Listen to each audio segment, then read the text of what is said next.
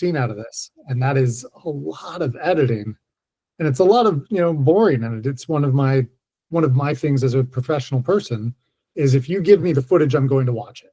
I need to know what's there. I need to know what I have. That's all I have to make this puzzle, create a picture and tell the story.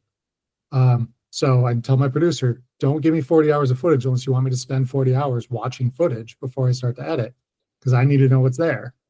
And if they give it to me, it's going to happen. In scripted, you have a script, you know exactly, you know exactly what the story is going to be in advance. I've done a couple scripted pilots, nothing anyone would know, but it's on the page. And so you're looking for this line, this scene, what angles do I have of this? It's much easier. And scripted editors don't like to hear that, but their job is much easier than a reality editor. They don't do their own music. They don't do their own sound effects. They don't do their own VFX. In reality, we do it all. And, it goes to someone to do final color and sweetening, but I'm doing my own sound effects and music on top of finding my own story half the time, putting the scenes together and making it work. And you only have what you have. So sometimes it's a non-scene and you got to fill time and make something happen because the show's got to air. Okay. We would like to welcome Michael Anthony Brown. He is an editor on Welcome to Wrexham. I think, what is it? You have 2 Emmys from it. I can see one in the background. Thank you for coming to our class. We just want to ask, what are the challenges, because we were just asking these questions, what are the challenges from scripted to reality for you? Right. So first of all, thank you for having me. Sorry I'm late. I'm actually dealing with a similar issue right now on a deadline day today for a series I'm currently working on. Yeah, no worries at all. I think a lot what Judd was just saying, a lot of the things come from inventing scenes and crafting things out of nowhere. Obviously you can do that in scripted. You can take things, that exist. But there's a lot of conceptual things that I feel like we get to do in non-scripted and reality TV that aren't really, the same in the scripted world, where, you can take a scene that can go a little bit more out of time, out of space. You can do flashbacks. You can be a lot more creative in the tools that you use. That maybe only exists for that point in the show, or fills a need to, deliver information in a way that's not in scripted. Often comes from the writing, and you're planting seeds here and there, but you need something to just literally give the information to an audience, what they need to know, that preps them for perhaps a character that you're introducing, or a character that you've just barely gotten to know, but maybe you're like, wait, we need to know a little bit more. We need to go a little bit deeper into this character, and you're able to do that easier with pickups in non-scripted as well. So being able to just quickly, I've even been able to put in lines that we get from a character from an iPhone, right? It's easy to get a character to just record something into their phone. Nowadays the recording is so great that, you can integrate that into an existing interview that they have, even just to fill in that little bit of a gap, to really solidify what story you're trying to tell.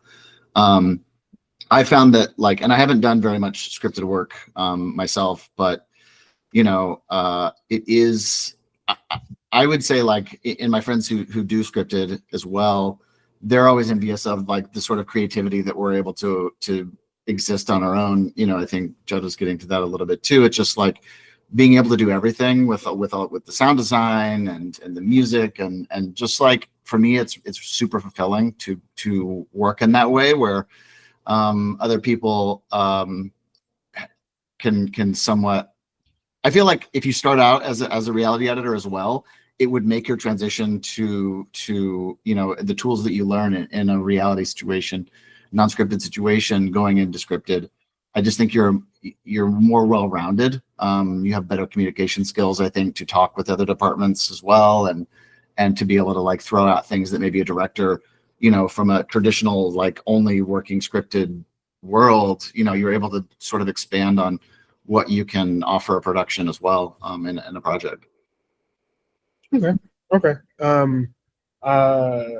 If I'm going to open up questions, and then if we don't have any questions, we'll just keep talking. So, does anyone have any questions that they want to ask of our editors? Yeah. All right. One of my students is coming up, so please be nice.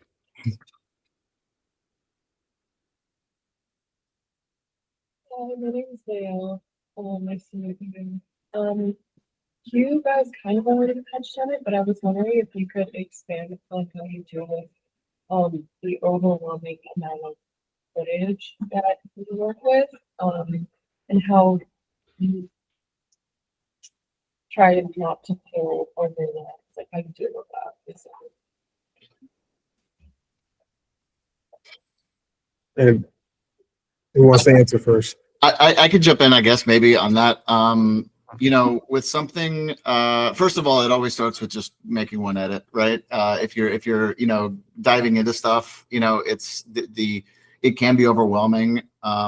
But being able to have a plan and plotting out and working one edit, one scene at a time is always a great place to start with that. Breaking things up is what we do a lot in terms of like team environments as well. When you're working with other editors, it makes it a lot easier also to sort of divide and conquer.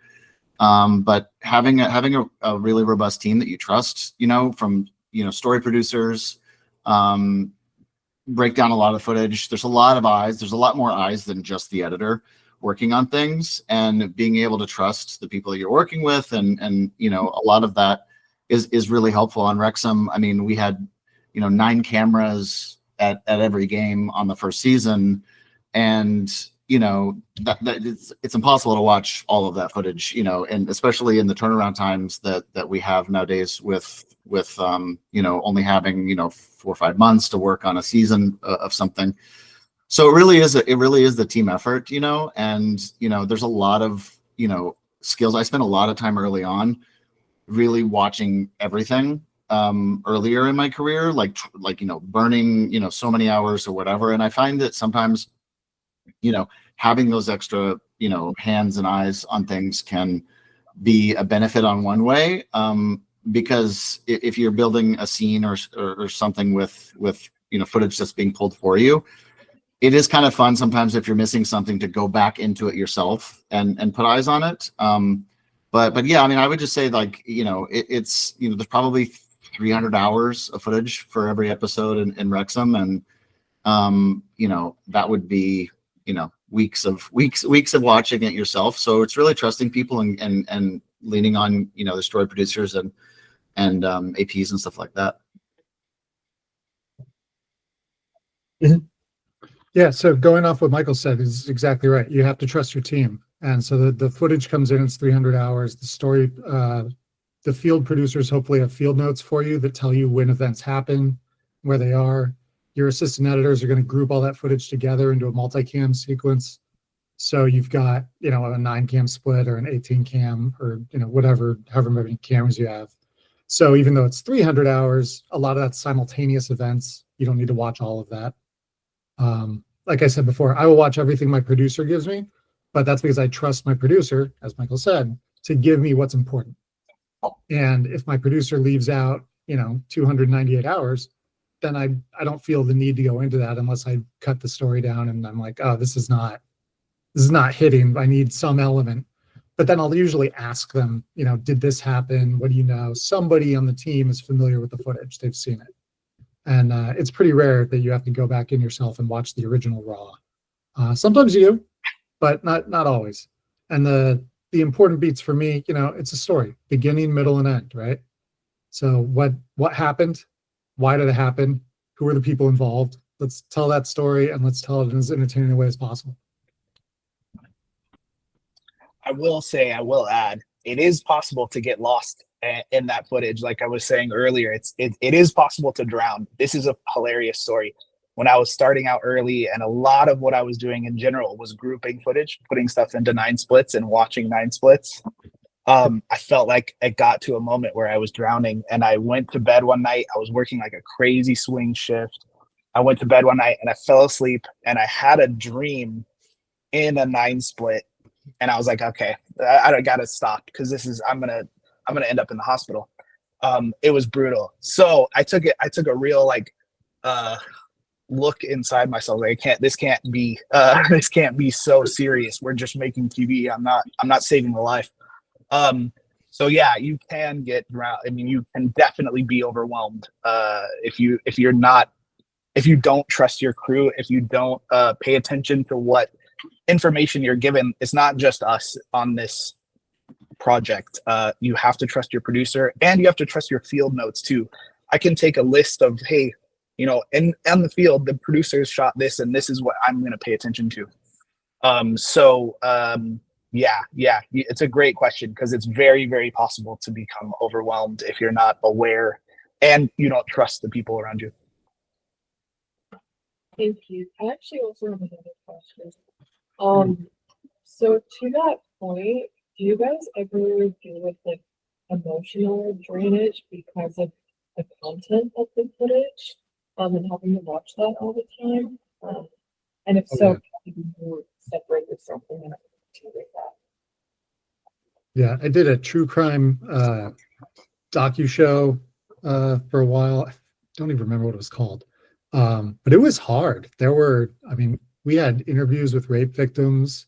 We had live surveillance camera footage of murders. There was some dark stuff going on, and you had to watch it all. You couldn't not watch, right? You had to know what was there. And sometimes you'll see a show where they, like, I don't know if you've seen Grizzly Man. I did not work on that. But you did? Yeah. Yeah. Well done. Yeah. Well, just as an assistant, that was my first job as an assistant. Yeah. That's amazing. Yeah. So you see the reporter listening to what happens when the man is murdered, but you don't see the murder. But he had to listen to it. And as an editor, there will be footage that you have to watch that will never see the light of day, but you have to know it's there so that you can figure out a way to convey that it existed, right? And it does take a toll, and it's important to sort of compartmentalize work life from home life, and they're not related. And at the end of the day, as Adam said, nobody's going to die if this doesn't make it to air, right? It's just a TV show. It's just an hour. It's just a movie,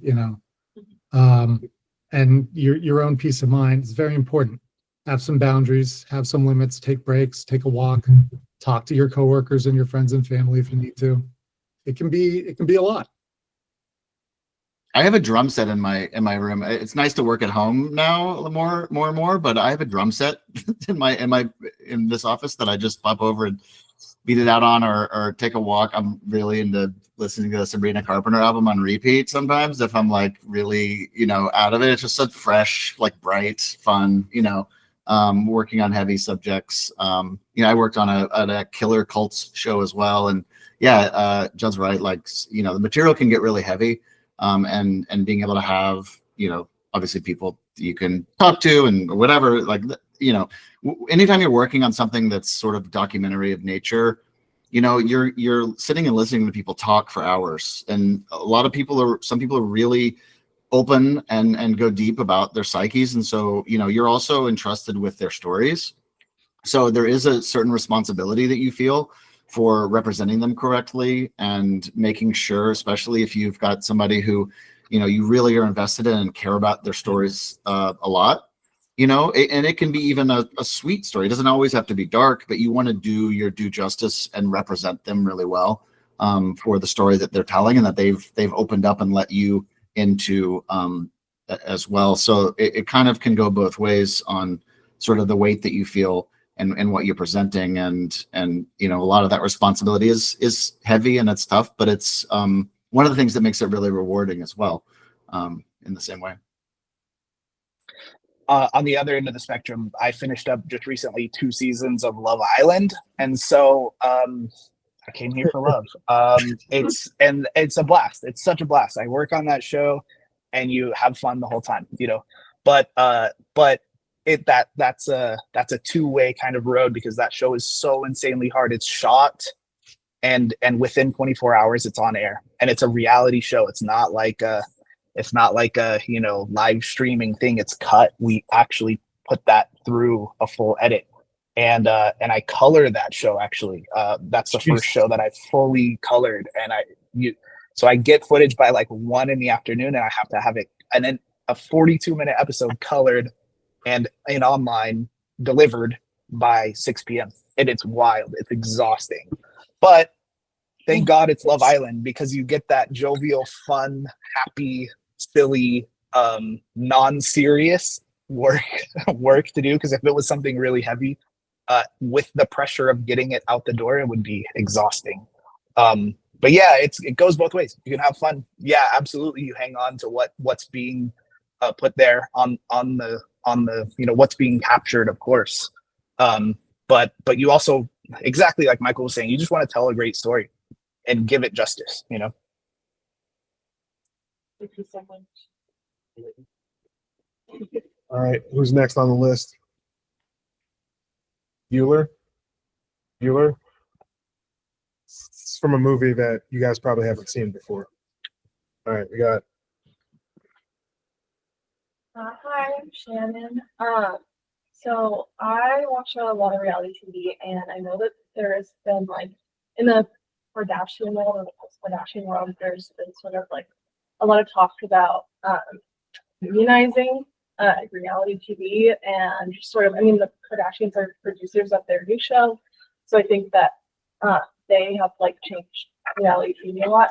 Do you have any like insight? Do you think that will happen? And like, if it does happen, do you think that will change the editing realm?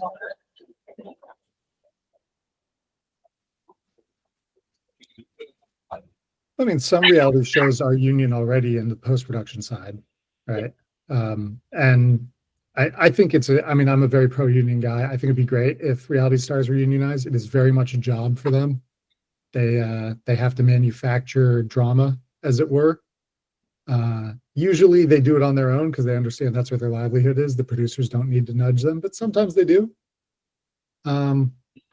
It might, the producers will tell you it will have a financial impact, right? If we suddenly have to pay our stars more, we can't afford to have so many stars or so many shows. They will always say that. But as long as they're recording record profits, I don't believe them. Right now is sort of a weird time because the industry is really down. So they're not recording record profits. They're not producing that many shows. The talent has a lot less pull at the moment. But I hope it happens. Yeah, unfortunately for me, I've never, doing sort of more documentary work, sports docs, and reality, non-scripted. I've never been in a union shop before working. It's great. You should do it. Yeah, I wish. It's very interesting how where the line is and why things haven't come to post union in all aspects of TV. But I definitely think that it's to reiterate, it's the same same thing. It's the performers, and I think that maybe once there's a little bit more solidity in in the sort of patterns and the way people watch TV and they consume things, hopefully there'll be a stabilizing point. And I know there are some efforts to unionize like doc editors, and there's some groups out there that have regular meetings and are always trying to keep that effort going. So again, in this job, there's a lot of community, and seeking out that community is really great because that's where ideas get started, and that's how you get people to band together and to make those kind of union pushes. And I hope that it comes to fruition for us for sure. Yeah, absolutely. The union, it's hard for me to speak. I'm so pro union. My family grew up in the business. Without the union, I wouldn't have insurance for my kids and my wife. It goes so far beyond just a money thing. It's a safety thing. It's protecting people from working too much or too long and getting hurt or killed. which like unfortunately you see tons of stories about people who worked like 40 hours straight and then drove home, and you know, it's awful. So God, I hope every way we can get the union involved in any way, IATSE or 700, which is what I am in. I'm gonna try to support in every way that I can. Absolutely. Thank you. All right. Anybody else have any questions?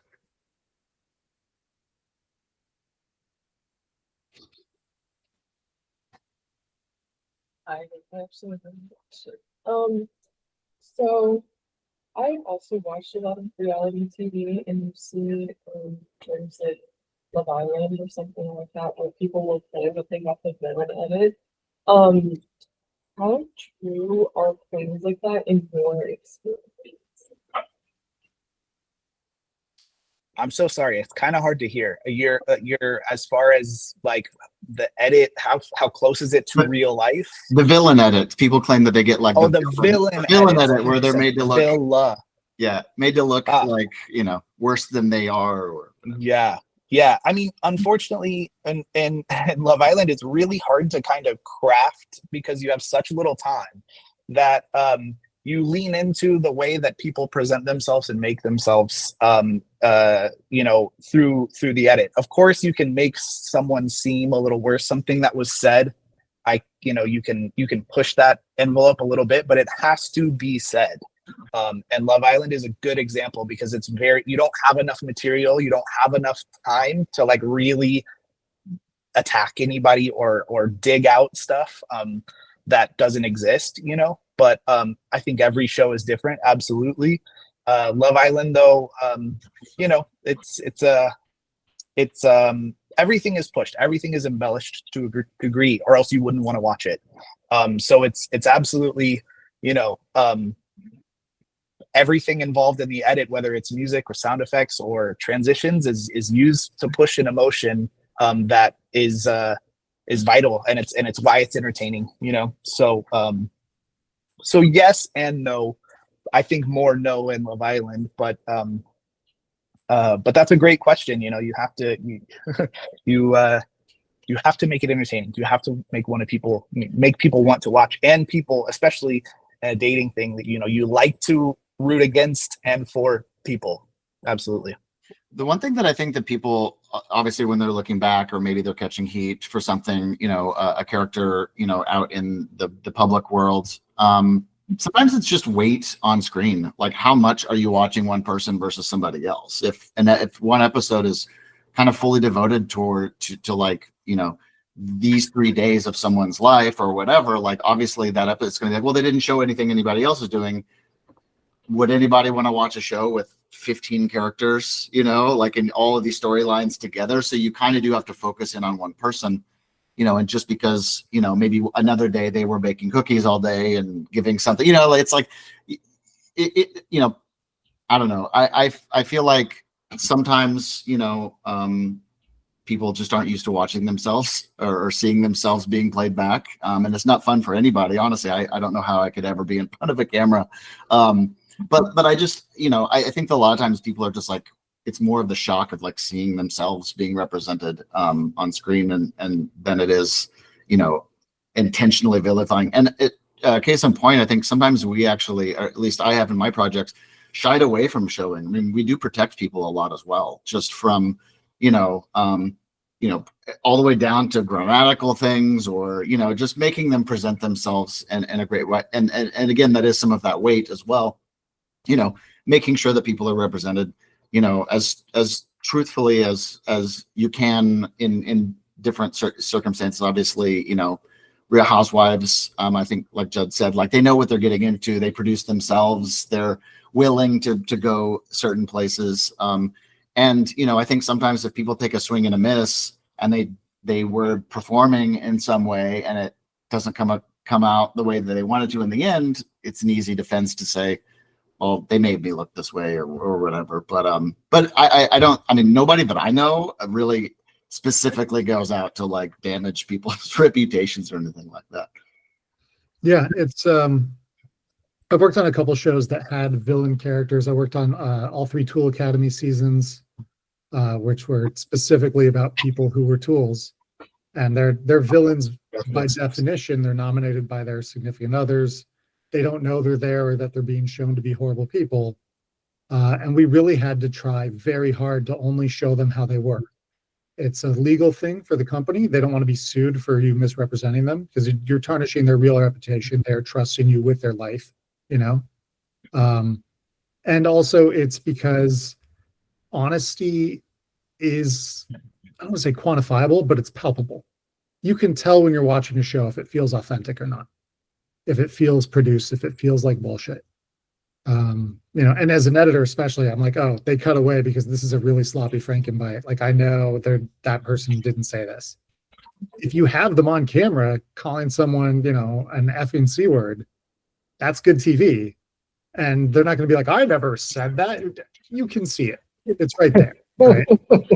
I did a show called Tanisha Getting Married, which was starring Tanisha from Bad Girls Club. And she knows her brand. Her brand is crazy. Her brand is running through the house, banging pots to wake up everybody else because she's mad at them. And we couldn't air this, but she gave this whole speech because it's her wedding. Her family is there, her husband's family. And she's like, listen, guys, this is going to be nuts. I'm going to be crazy. This is my job. Don't fight it. If I say something insane, call me on it to my face because that's good TV. Like, she knew. She was great to work with. We didn't have to do anything on the production side. She did it all for us. And the show was fun to watch, even though, like, I don't normally go for wedding shows. I had a good time. It was fun. At the same time, I've worked with people who are really bad people before. We had a guy in Cutthroat Kitchen who was just a dick to the entire staff. And so we cut him to look bad, and he did sue us, and we brought receipts. We were like, here's all the stuff we didn't air of you being horrible. And that played in court, and he dropped, you know, he lost the case, right? And I worked with a guy who, it turned out he was a felon who lied about his criminal history, a violent person. This was a dating show. We didn't know at casting. He passed our background check because he'd been a felon in a different state. When we learned about it, he was fired immediately from set. We had to recut the entire show to not include him in any way. And that's how you know that someone on TV is really bad, is when they're no longer on TV, when they just vanish. And you would never know. Nobody would ever know who this guy is. He doesn't appear in any episode. He's not credited anywhere. And we somehow cut around him, you know, out of a cast of 20, turned into a cast of 19. He's just not in the 5 episodes he was on set for. Did you so good? That was hilarious. Anybody? You know it?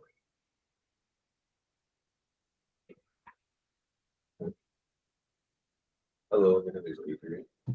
I was wondering if you guys haven't already worked on your favorite show that you would want to work on. What would be your ideal or dream show to work on, and specifically why?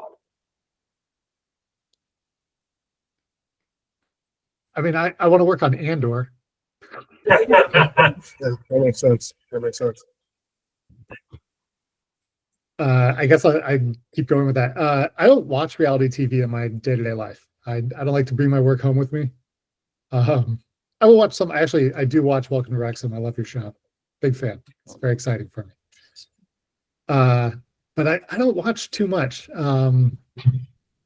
Shows I want to work on are all, you know, high drama scripted shows, something that feels like it has a message that matters. I do, you know, I have worked on some shows I thought would be great. Working on Amazing Race was cool, but that's actually one of the more boring shows I've ever worked on. It's always the fastest, most intense music you've got.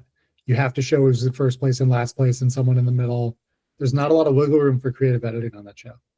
You have your tent poles you got to hit, start line, finish line, the events in the middle. It's almost scripted. Not scripted in terms of what happens, but in terms of how you edit. It's very much paint by numbers. The most fun show I worked on was Cutthroat Kitchen. We got to do whatever we wanted. Food Network was fantastic as a partner. They only wanted the show to be good. They didn't have to give notes just to give notes. They weren't worried about us, disrespecting their brand or anything. And we could have a lot of fun. We had challenge based on the TV show or the movie Titanic. So I got to letterbox out in the middle of TV. I color graded everything a little orange like that movie. We played some violin music in the background. I ran fake credits at the end of the segment. It just got to be silly, and that was great fun. You know. I mean, similarly to Judd, I mean, Welcome to Wrexham has been kind of that show in a way that it's just Rob really asks people to do whatever they want, like have fun, be creative, break the rules. You know, we were able to do a whole episode with recreations just out of the blue. We were able to do episodes where, we're just flashing stuff up on screen randomly for jokes. It's like, if there's a joke to be invented and a way to do it that, I've been pushing, and I actually didn't work on season 4, but I've been pushing to get a star wipe in just because it's always the joke somewhere. And it's like, if I, trying to get a star wipe into an episode of TV feels like some kind of goal. And it just never really presented itself in the right way.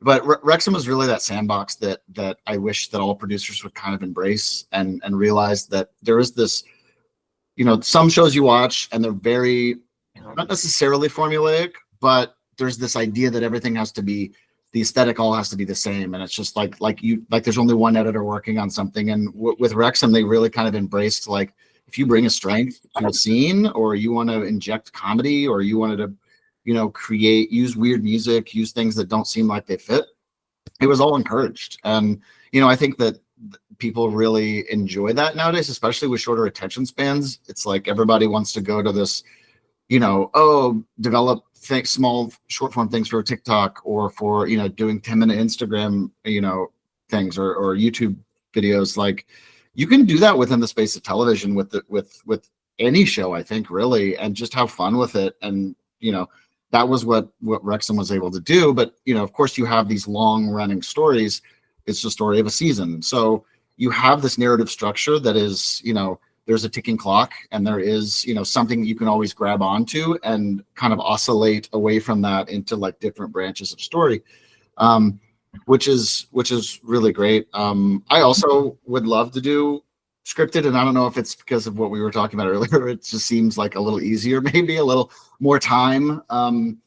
Maybe, I don't know. My other scripted friends tell me those are shrinking as well, but my dream job would actually be like a feature documentary that takes like 3 years and just like really soak into something and like really craft something and be following along with the story. I find that, something like that, and like letting the process develop, which I think is maybe a little bit of a fantasy at this point. I'm not sure that filmmaking is ever going to go back to this, like, take as much time as you need to get the story right. But yeah, that would be, goals.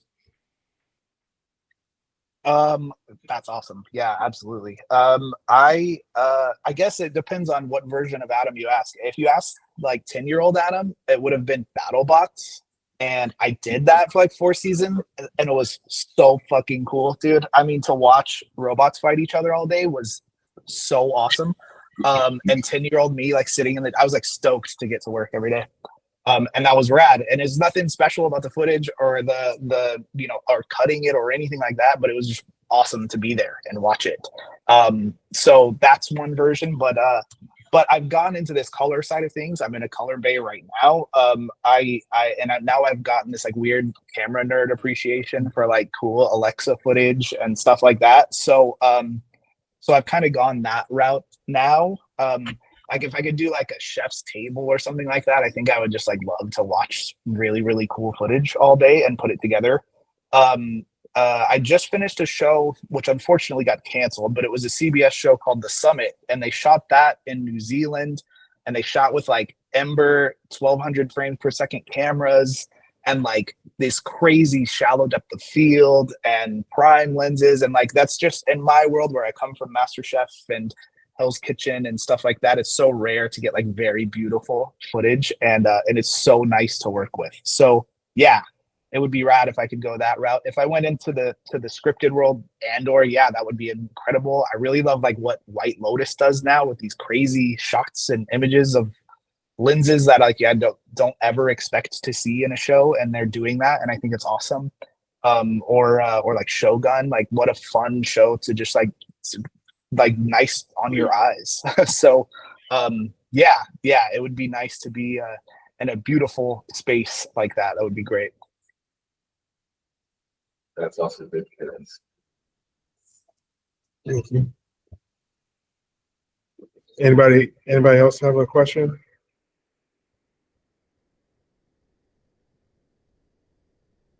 Martin, I think it's your time. They all already use on Cap. I Martin's, mean, in different ways. Martin's one of our best students. He lies. Hi, Martin Hackett. Huge fan. Been following some of your work for a while, and Judd, I'm sorry that you no longer have the beard, but you obviously have the chin for not. Unlike so, there are a number. You are in an interesting position because as reality show editors, you are, in my mind, master storytellers, because documentarians and reality show editors have to actually create more of a story out of what they're able to actually get on screen, whereas it's scripted. They have a script to start off with, and they work from that. What are some resources that you use, books or podcasts or what have you, that helps inform you as editors?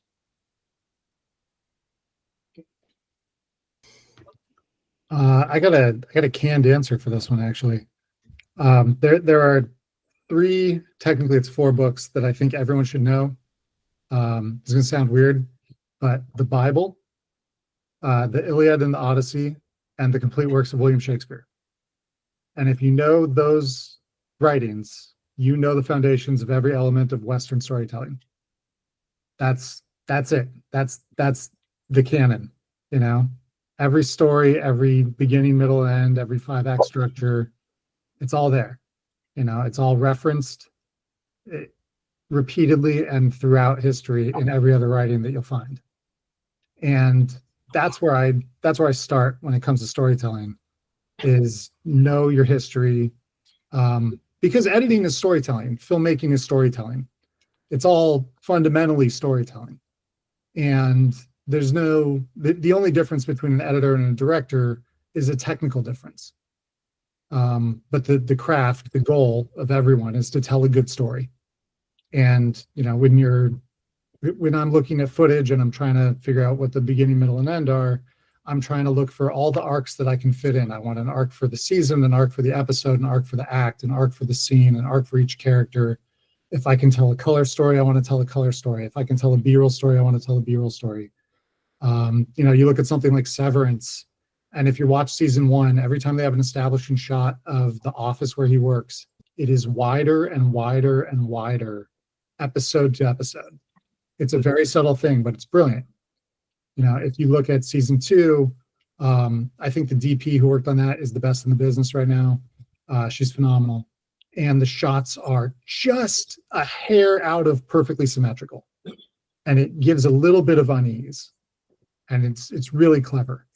And you want to tell that sort of story in the edit. Sometimes your shot is not set up the way that you know the DP wanted. There's a mistake. It's too perfect. And you just fudge it just a little to get that story to happen. The goal is to have stories that the audience identifies and stories that they only feel, right? You can't always say that's why this worked, but that's why it worked. The editor did their job. I'll take it the shorter version of those books. I actually find a lot of inspiration, a lot of storytelling ideas and inspiration from music. I mean, a lot of it, especially, I mean, I grew up in Missouri and I grew up on country music, and I feel like there's a lot of country music that is telling very simple stories that is really effective. It's charged with emotion. You've got the music behind it as well, that's sort of setting up the scenes, but you have, you know, in some cases, these multi-act situations. I don't know, like blanking on the artist now. It was, what was it? Johnny's daddy was taking him fishing when he was 8 years old, right? The story starts out, he's like fishing with his son. The son grows up.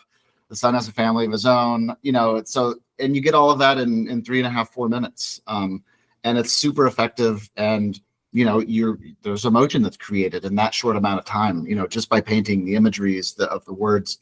But I think that music for me, I've both with timing and just general editing and music and rhythm, I go out to shows a lot, much more in my 20s and stuff like that. But for me, it was always these experiential bouts in storytelling, creating atmosphere, creating these things. And so for me, storytelling has always been a little bit more lyrical and a little bit more, finding the emotion first and then placing words on top of it, finding what that story is that's going to connect with the heart, and then placing characters' words kind of on top of that bed, is a lot of the ways that I work as well. I think both of those answers are so good. I think like the overall, like including both of those, look for places you wouldn't obviously see what you're working on. Like try not to consume all of the reality TV. What's going to set you apart is how to tell a story in a way that's very interesting and new and different. Cause like, I don't mean to sound, doom and gloom, but there's 100,000 people, not 100,000, that's maybe a lot, but a lot of people who can cut together a reality story, in a way that's in that formula of reality. So if you can come up with a new creative way, that'll keep you getting jobs and keep you also interested in your own work, like taking music and putting that into an amazing book and using those ideas into an edit is awesome and different and new. And it's what makes us want to keep on watching. It's cool. Awesome. Thank you. I do have one more question. One more quick question. Michael, what was it like working with Werner Herzog? Well, I came in as an assistant. The project was already underway. I spent a couple of sessions with him. He was asking, as an assistant, I was there to go look for footage, dive through the stuff, and he was, in those couple of short experiences, I mean, he's, Michael, I would like for you to go look for shots of baby bears. It was like definitely like a direct, no nonsense, no jokes. It was just like, he's like he is on camera, like in all of his things. He's just, to the point, makes absurd word choices not absurd, but very, very colorful word choices that, it honestly, I feel like it gives an importance to every single act, right? It's something about using just, interesting ways to describe things, like raises the level of awareness or importance on what this particular task is. It's like, you're carrying the vase rather than just like carrying the mug, it's like you're holding on to something that's a little bit more delicate. And it's a really interesting, I think, maybe, I don't want to say tool, because it's not like he's putting it on, but treating everything with that reverence, I think, maybe ups the level of everyone around you if you're the leader of a team. I don't know. Awesome. Thank you. I wouldn't have been able to walk away because my wife wouldn't have forgiven me if she found out I talked to somebody who actually knew Werner Herzog at one point and didn't ask. So thank you so much. Good stuff. Anybody?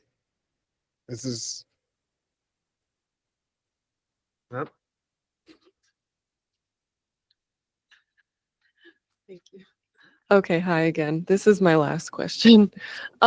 This question is for Judd, actually. I was wondering if you could talk a little bit more about your time casting and what it was like and how you enjoyed it. Sure. Casting is okay. So I'm going to back up just 1 second. Networks will tell you they want a TV show that has a format that is casting agnostic. That Netflix has sent. So I just worked in development for 5 years, right? And Netflix would tell us all the time, we need a show like Love is Blind. It doesn't matter who the cast is. It has to have a good hook without the cast. And that is true. But a hit show requires a good cast. It's got to be lightning in a bottle to really, really hit. And if you don't have a good cast, even if your format's good, the show will just be okay, But if you have a good cast, if you have a Jersey Shore, then it becomes a cultural phenomenon, right?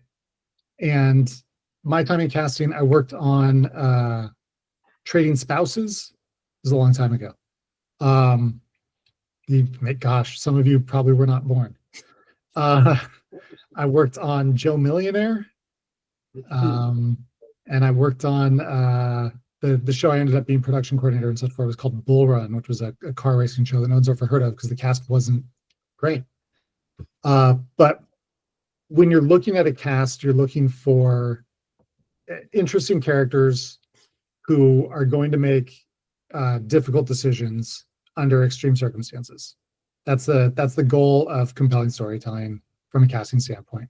Who can I put in this weird show, artificial TV world, who's going to be fun to watch, and who has an interesting viewpoint on life that maybe not everybody has, who has an interesting life experience that not everybody has, and is going to bring that to life on screen. And sometimes we would do things like we'd be looking for like ice skating moms, like I'd need a family of, people who are all in a barbershop quartet together. Weird stuff, and the casting directors have just reams and reams of people who are interested in being on shows and different things about them. And you'll see the same people come across. We'll be like, oh, we need firefighters for something. And then you'll get 50 people sent in. Here's the firefighters we have. And 3 of them will be people you also saw for Swingers last week. And it's just weird and random. And you're like, okay, these people are just checking every box they can because they want to be on TV. And sometimes that's because they're just good people who should be on TV. And sometimes it's like, these are sort of fame whores. You want to keep them out of your show. They're going to do everything to make it about them and really be a good show at all. They're just trying to sell their own, whatever, their Instagram or something. So you have to kind of weed out the people who are pushing too hard. And in the end, you sort of hope it works and that they have good chemistry together. Reality stars don't usually meet each other before they show up on set. So you don't have a real idea of what the chemistry is going to be like. Adam can probably talk a lot about like a Love Island show, a dating show, because you're front loading people who are not the best. Maybe a couple of them are, but you need some bombs to come in later in the season to blow everyone else away. So you have to really balance that from a casting perspective. It's a lot of work. Yeah, I have no experience at all in the casting world, but every show I work on, I either am so stoked about the casting team or I'm cursing them the whole way, because there's MasterChef, Love Island, absolutely. Love Island casting producers are so good, it's crazy. It's actually insane.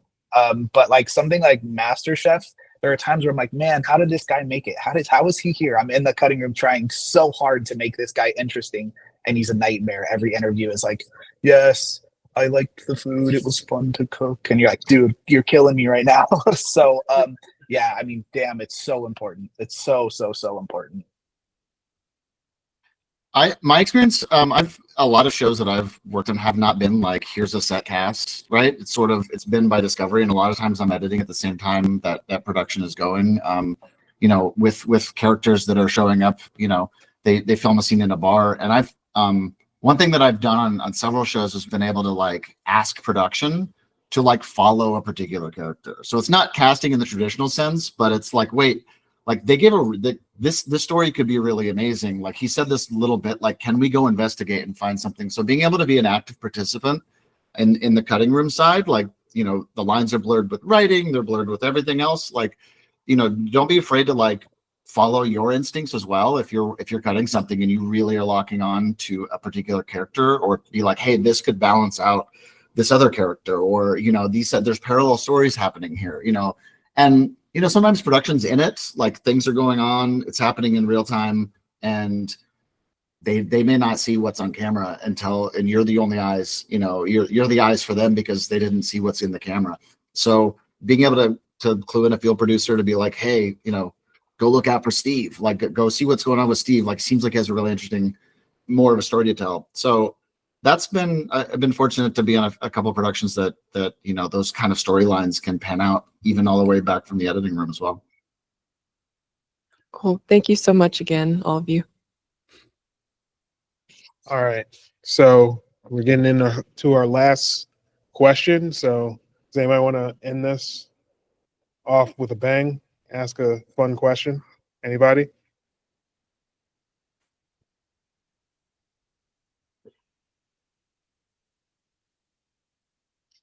Hello, my name is Genevieve Cooper. My question is, well, some people argue that reality TV isn't really considered documentary. I was just wondering if you guys would think that's true or not. I think it can be. It can be for sure. I think that there are definitely differences between sort of a competition show that's reality or some show that has an end goal.